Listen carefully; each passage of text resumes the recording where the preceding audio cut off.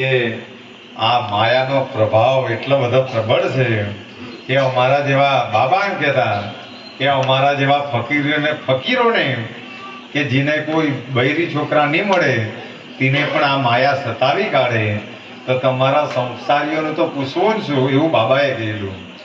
એટલે આપણે એના પરથી એક વિચાર કરવાનો કે માયાનો કેટલો મોટો પ્રભાવ હશે કે એ સાધુ સંતોને ફકીરોને પણ સતાવી કાઢે.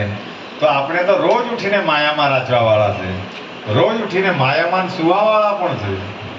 તો પણ એમાંથી બહાર નીકળવાનો રસ્તો કયો?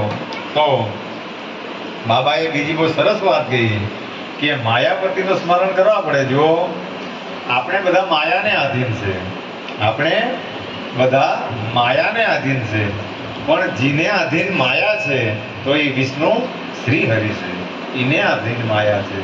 તો એનું જ્યારે નામ સ્મરણ થાય તો ધીરે ધીરે, જો કોઈની અંદર અચાનક બદલાવ આવી શકતો નથી.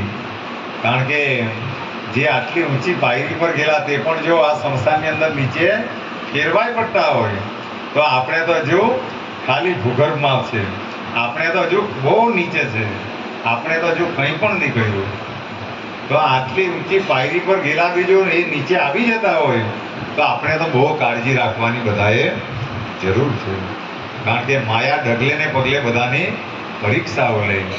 આવા સંત મહાત્માઓ પણ એ ક્યારે નીચે આવી જાય એનો કોઈ પણ ભરોસો નથી. પણ એના પરથી આપણે એક ગાંઠ મારી લેવાની કે આપણે નીચે જ બેસી રહેવાનું, એટલે કોઈ ધક્કો મારે તો પણ આપણને અસર નહીં થાય. કારણ કે જે બહુ ઊંચી પાયરી પર જવા ગયા એ મોસ્ટ ઓફલી બધા નીચે આવી ગયા. એટલે હંમેશા આપણી નીતિ નિયમમાં અને ભગવાનના ચરણમાં બેસીને ભગવાનની ભક્તિ.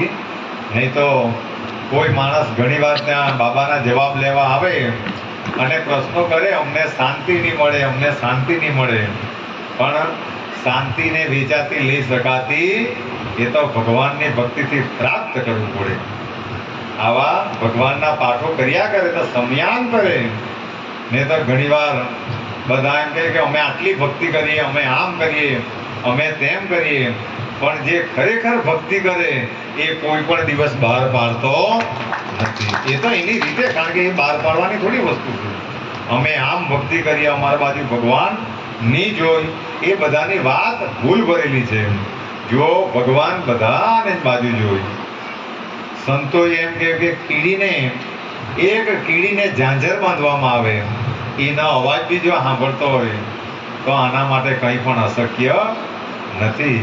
એટલે એ સાંભળે કે નહીં સાંભળે તો એ પોતાના મનને પૂછવાનું કે મેં કેટલો પાપી છે કે મેં કેટલો પુણ્યાત્મા છે. આવી બધી દુવિધાઓ મળે. જો આ બધા શરીર કેતે ખોટવાય, જો આ બધા વડીલો બેહેલા છે, જો આખી જિંદગી આપણે કામ કર્યું અને હવે શરીર ઘરડું થયું તો હવે તકલીફ આપે ને. પણ કોઈ એમ વિચાર કરતો હોય કે રિટાયર થઈને વડીલ થવા ત્યારે ભક્તિ કરા, તો એ મારીને તમારી વાત ભૂલ ભરેલી છે.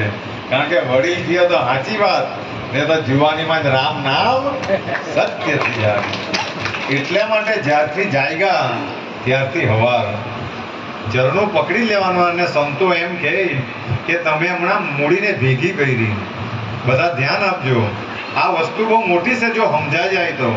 બાકી માયામાં પડી રહે તો કોઈ દિવસ આ વસ્તુ નહીં સમજાય.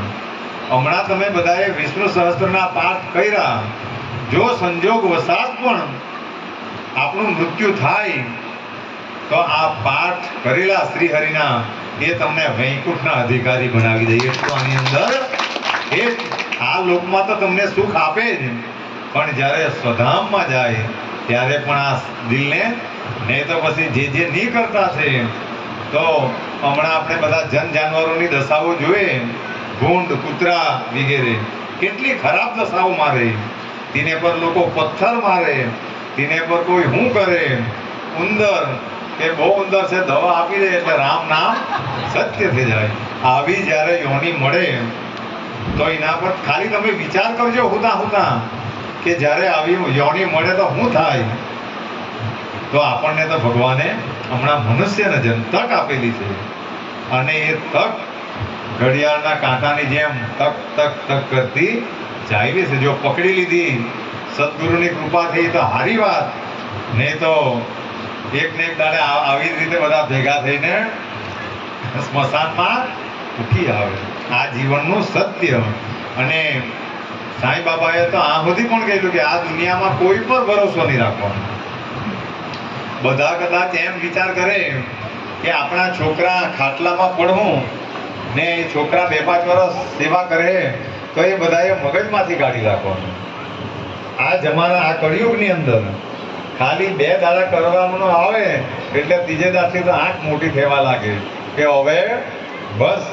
અને ચોથે દાડે તો માનતા રાખવા બી જાય કે હવે જાય તો અમે શાંતિમાં. આ બધી વસ્તુઓ છે. એટલા માટે ભક્તિ એવી કરી લેવાની કે મતિ એવી રાખવાની કે ભગવાન ગતિ આપી દે.